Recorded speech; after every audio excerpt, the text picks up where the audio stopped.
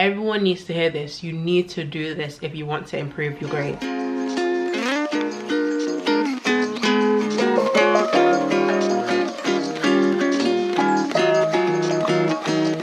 With the exams only 30 days away, it can be normal for your mind to be racing with all of these thoughts. Oh, I wish I started earlier. Oh, I wish I listened in lesson. It may feel like this exam day is approaching more quickly than you can handle. But listen, this is not the time for you to mess up. This is not the time for you to get stressed, because I'm going to be giving you your 30-day plan on how you can ace your GCSEs even if you don't have the best start. This is not the time to dwell on the past and think about things that you can't change. Instead, what you should do is focus on what you can do now to prepare yourself for your exams and do the best that you can. So in this video, I'll be giving you tips about how you can survive the next 30 days and also how you can revise effectively in order to get the grades that you deserve. The most important tip I can give you right now is to start now. I don't care when you're watching this video, whether it's a week before your exam or 30 days before your exam, it's time to start. You can't keep feeding yourself lies and excuses. You need to get going. So here are the timestamps for today's video. So I'm going to be talking about proactive prioritization, finding out the high yield topics. So these are the topics which are going to come up the most and are worth the most mark, the most important study methods for grade 8s and grade 9s, and I'm also going to be showing you something really important, which is about building your system.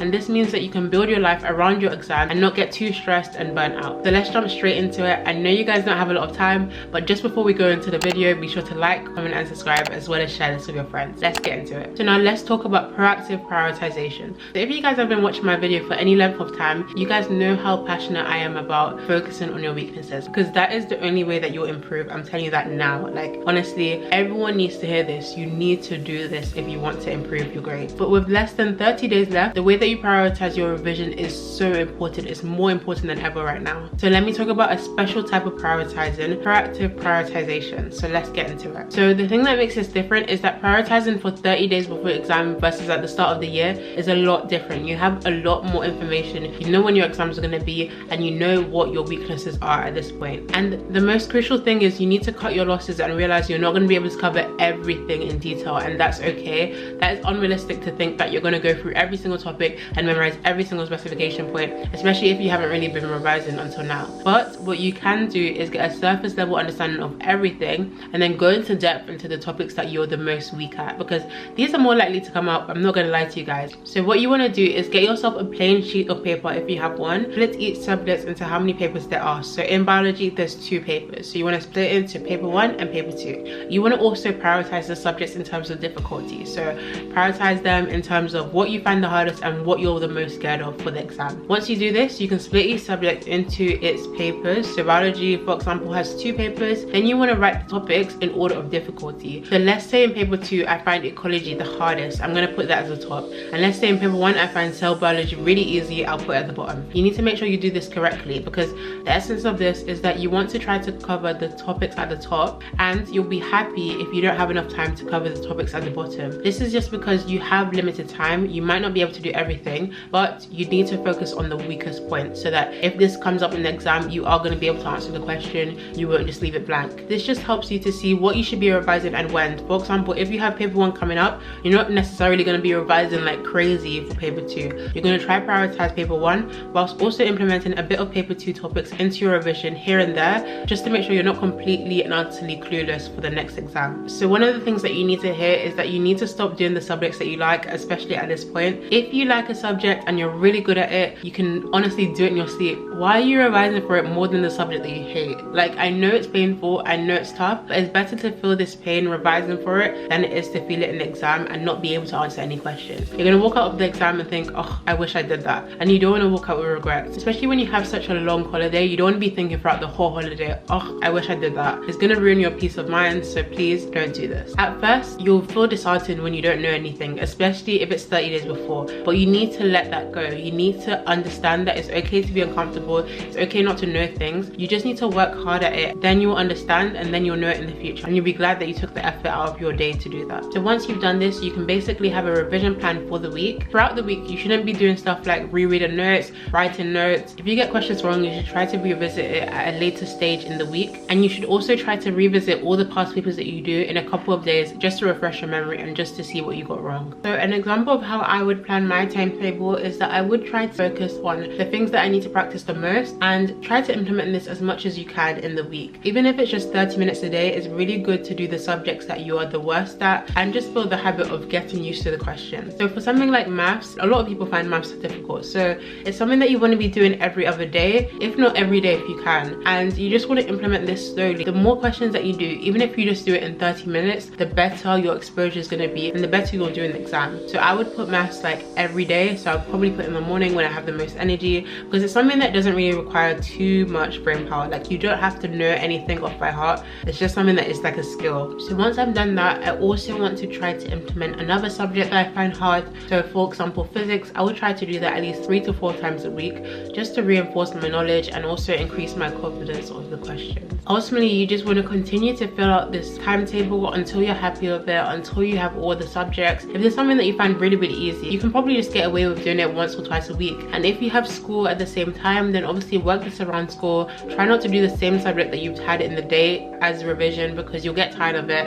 And use this timetable template just to plan your weeks. Every single week you can make it different, because at this point you have no room to be rigid with your structure. You have to constantly adapt and change to what exam is coming, what you find the most difficult, what you need to revise more, and what you need to memorize more. So be dynamic with your planning and also plan effectively. Don't give yourself a big to-do list when you know you're not going to do it. At the end of the day, do as much as you can. Don't start doing 12-hour, 13-hour revision sessions. It's not going to work, and if it does, it's not going to be good for you in the long run. In the 30-minute to 1-hour sessions, you can basically do targeted exam questions based on what you've been doing wrong in the past papers. And in the longer revision periods, you should try to do whole past papers. So your revision at this point should mostly be past papers. If you don't have time to do all of the past paper, then just say you're going to do half of it and do that half. I know it's hard to go from revising flashcards all the time to doing whole past papers all the time, but it's honestly the best thing you can do for your grades at this point, and it's the best way to see what you need to focus on. So once you have your list and your timetable ready, then it's time to move on to finding the high yield topics. These are really important and crucial, so you know how to plan your revision effectively, especially 30 days before. You need to make sure you're doing the right things and the things that you know are going to come up. So here's how you can find the high yield topics for your exam. So it's not always realistic to be able to revise every single topic in detail before the exam,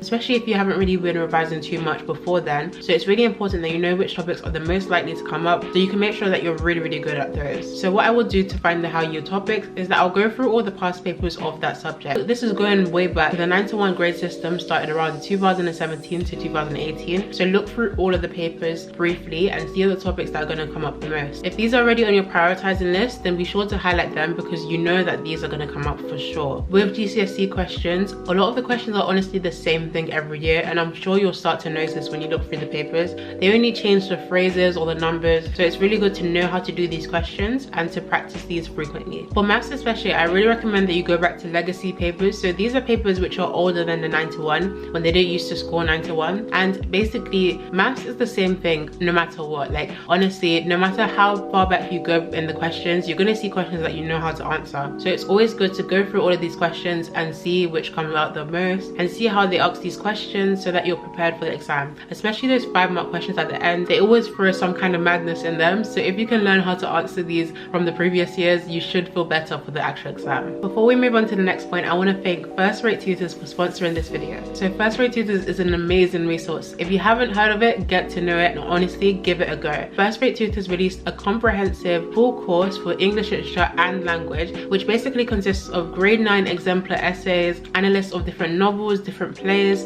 and there's a lot of different content, and it basically covers almost every topic that could come up for GCSEs. It has over 100 hours of content, and if I was a GCSE student right now and I saw this, I would honestly grab a subscription and run. Like, it's honestly amazing. It's honestly like having a tutor, but you can do it at your own pace. You can replay, and it's a lifetime subscription, so it will last you the 2 years, the 3 years of GCSEs. As I always say, one of the best ways to practice and the best ways to get the grades that you need, do exam questions and also see how exemplar questions are answered. Be sure not to miss out and use the link in my description to join. It's really great, and I would really recommend it. So back to the video. The most important study method for grade grade 9s is, say it with me now, you guys know what I'm gonna say, practice papers. If you guys didn't know I was gonna say that, then you guys haven't been watching my videos enough and you need to go and watch a few more. Practice papers, past papers, whatever you want to call them, the best way. 30 days before your exam, the main thing you should be doing right now is past papers. You should be doing them in and out. That should make the bulk of your revision. Stop all of this passive revision. Put the books down, put the textbooks down. It's enough. It's honestly enough. Like, come on, push through it and do the paper. Even if you don't know anything, if you think you don't know anything,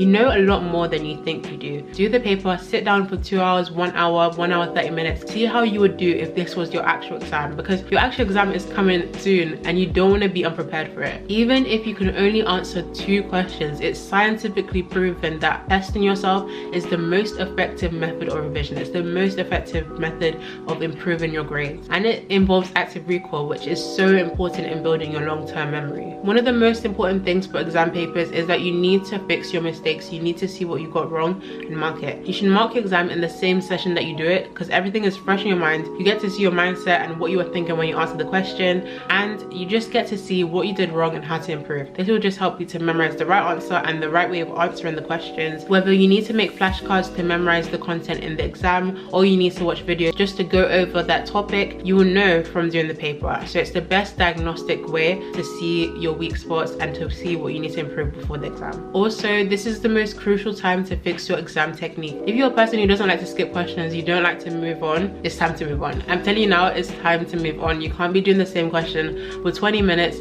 when you have like 30 other questions waiting for you. From now on, learn how to skip questions. If you read a question immediately, you don't understand it or you don't know what you're gonna write, skip it. Fold the paper and move on. Get into that habit from now, because you need to do it for your exam. Then you can come back to the question when you have time at the end. Try summarizing and planning exam questions. So this is especially relevant for essay-based subjects such as history and English, because these questions are really long to write. You might not have the time to write out all of them, so it's better to just plan it, write what you would write in each paragraph and the quotes that you would use. This is just a quick way of testing yourself and preparing yourself for the exam, because these questions could potentially come up. So now let's move on to one of the most important things in this time period for your exams. Build effective systems. You can't run like a machine for 30 days and expect to get amazing grades. It's not gonna happen. I'm telling you that now. It's not gonna happen, because you're not a robot. You're a human being. With 30 days until the exam, it's so easy to lose sight of real life and to lose sight of what it means to be a human being. You are young, you're 16, you're 15. Life is not all about exams. Exams are not the end of the world. So what you want to do is build a system where you can revise for your exams, effectively put in the hours, but also still enjoy yourself, still do things that you like, such as football, video games, anything that you like. You want to do this, you want to reduce it to an amount where you're happy, but at the same time you're not missing out on your revision. This is a big mistake I see a lot of people doing it every single year, and it honestly makes me feel really bad. This could affect your grade more than revising. If you burn out at the start of the revision period, that is actually it, and you really want to avoid this any way that you can. You want to have something in place for every situation. Let's say you come home and you're tired, you don't want to revise. Instead of doing that really hard subject, why don't you do a subject that you actually enjoy? At least rather than doing no work, you did some work, and this will benefit you in that exam that you revised for. Let's say you had a day where you're really unproductive, you've spent 4 or 5 hours on TikTok, and now you feel really bad, and you're saying,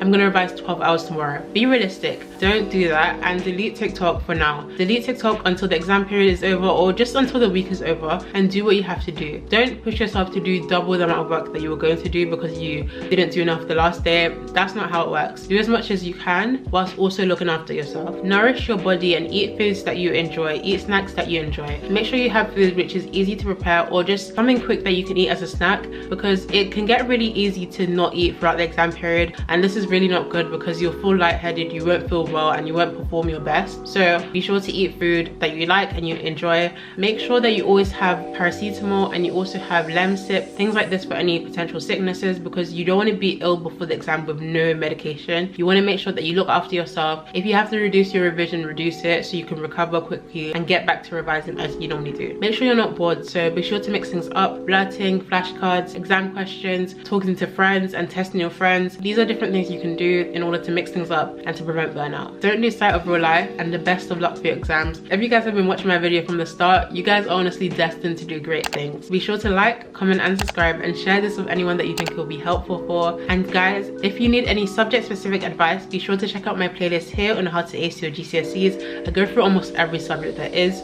so this will be really helpful for you. I'll see you guys next time. Bye.